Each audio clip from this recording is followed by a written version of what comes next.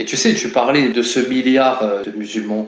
Ça m'amène aux conversions que l'on voit en masse, par exemple, en France. Parce que ces gens qui se convertissent, en fait, ils ont affaire directement aux instances de l'islam de la République. Donc, quand ils se convertissent, en fait, ils se convertissent à une hérésie. Les gens, quand ils se convertissent aujourd'hui à l'islam, ils acceptent l'islam de la République. Est-ce qu'ils vont accepter l'islam du prophète? J'en suis moins sûr. Quand tu as des stars qui se convertissent, des stars du ballon rond ou du rap, qui se convertissent à l'islam et qu'ils épousent l'islam de la République, ça leur va très bien. Oui. Le mec, il change pas son mode de vie, il va continuer à faire ce qu'il fait de tous les jours. Finalement, ça va rien changer à sa vie. Bon, il va faire sa prière, il va jeûner un mois probablement, il va faire un pèlerinage, il va faire des selfies, et puis voilà.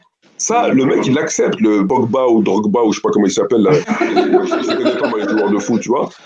Comment il s'appelle, le Marseillais, là, le balafré, là, du Ribéry. Ah, Ribéry, ouais. Et j'en passe. Ça, il l'accepte. Maintenant, va le voir. Va le voir et tu lui dis, écoute, voilà, tu lui exposes que c'est l'islam. Il n'acceptera pas.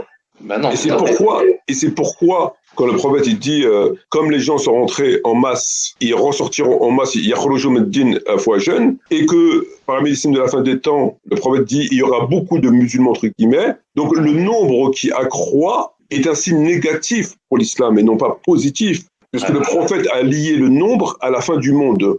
Il a dit, votre nombre va augmenter, mais vous serez des zéros. Bon, le prophète, il a une déontologie. Un mec normal, il leur dit, vous serez des merdes.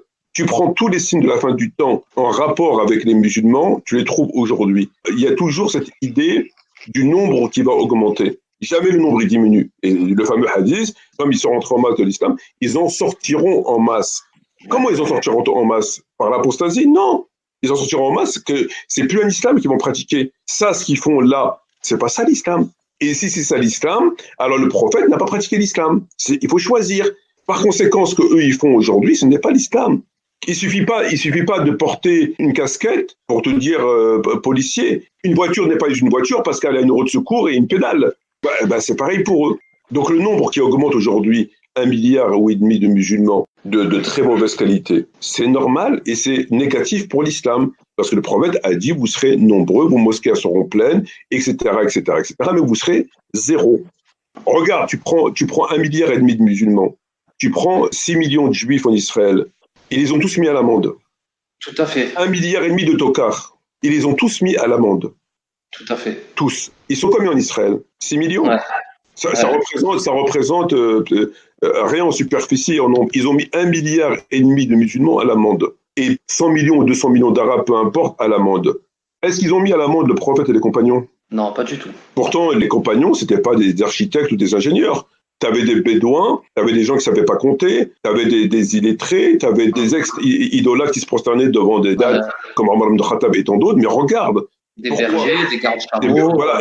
Mais pourquoi? Parce qu'ils étaient sur le haqq.